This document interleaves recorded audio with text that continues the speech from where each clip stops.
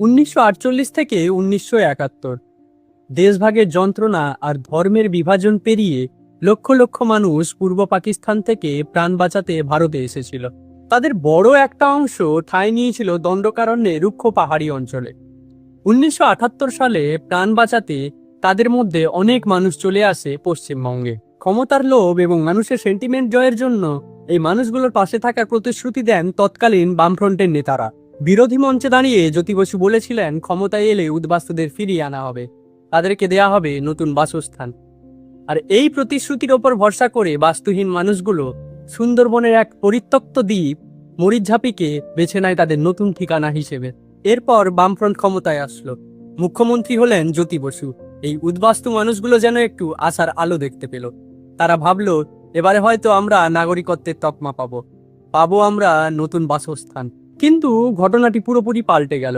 সেই প্রতিশ্রুতি পরিণত হলো ক্ষমতা আর লোভের নেশায়। ক্ষমতায় আসার পর বামফ্রন্ট সরকার জানিয়ে দিল সুন্দরবন একটি সংরক্ষিত বনাঞ্চল, সেখানে বসতি গড়া বেআইনি। জ্যোতি বসু সাফ সাফ জানিয়ে দিলেন, সুন্দরবনে আর কোনো নতুন বাসস্থান গড়ার সুযোগ নেই। যে মানুষগুলো তাদের নির্বাচনী জয়ের সিঁড়ি ছিল, তারা হয়ে উঠল অবাঞ্ছিত শক্তি। তারা হয়ে দাঁড়ালো সরকারের চক্ষুশূল। 1979 সালে সরকারের দ্বারা চালু হলো এক নিষ্ঠুর অমানবিক অবরোধ। মরিচঝাপিকে চারিদিক দিয়ে ঘিরে ফেলা হলো।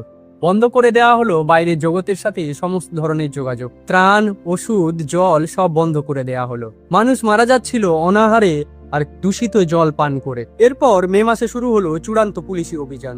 পুলিশ জ্বালিয়ে দিল হাজার হাজার ঘরবাড়ি। দ্বীপবাসীদের উপর অকথ্য অত্যাচার, ধর্ষণ ও হত্যার মতো জঘন্য অপরাধ করতে থাকলো। তাদেরকে মেরে ভাসিয়ে দিত সুন্দরবনের নোনা জলে, যাতে কোনো প্রমাণ না থাকে। সরকারি হিসেব অনুযায়ী এই মৃতের সংখ্যা ছিল অতি নগণ্য, কিন্তু অনেক বেসরকারি পরিসংখ্যানে দেখা গেছে যে এই মৃতের সংখ্যা প্রায় কয়েক হাজারেরও বেশি। আজও মরিচঝাপিতে মাটি চাপা পড়ে আছে অসহায় মানুষের আর্তনাদ। ক্ষমতার রাজনীতিতে মানুষের জীবনের দাম যে কতটা কম হতে পারে, মরিচঝাপি তার এক জ্বলন্ত ও কলঙ্কিত সাক্ষী। মরিচঝাপির সেই বাস্তুহারা মানুষগুলো চেয়েছিল কেবল একটু আশ্রয়।